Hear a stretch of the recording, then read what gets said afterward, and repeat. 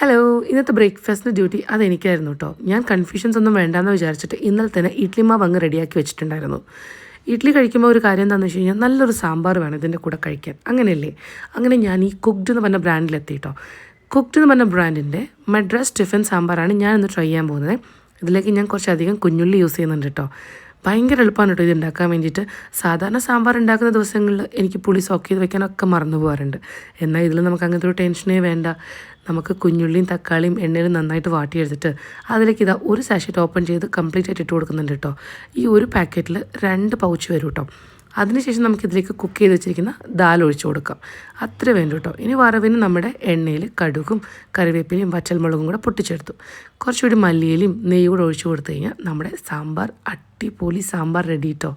നമ്മൾ തമിഴ്നാട്ടിലൊക്കെ പോകുമ്പോൾ കിട്ടുന്ന സാമ്പാറുണ്ടല്ലോ, ആ ഇഡ്ഡലി സാമ്പാറിനൊക്കെ ഒരു വല്ലാത്ത ടേസ്റ്റ് അല്ലേ? ആ സെയിം ടേസ്റ്റാണ് കേട്ടോ ഇത് കഴിക്കുമ്പോൾ എനിക്ക് തോന്നിയത്.